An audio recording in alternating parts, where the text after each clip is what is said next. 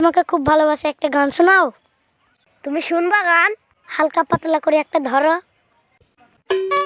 তোমাকে চিনল না ছাগলে, তুমি থাকো গরুর গোয়ালে। জান আমি একটা গান শোনাবো। শোনাও তাহলে। ছাগল করে রেখো আমায়, রেখো তোমার গোয়াল ঘরে, না দেবো আমি ফেলবে তুমি, আরে যেন গো কেউ না ফেলে। ছাগল করে রেখো আমায়, রেখো তোমার গোয়াল ঘরে।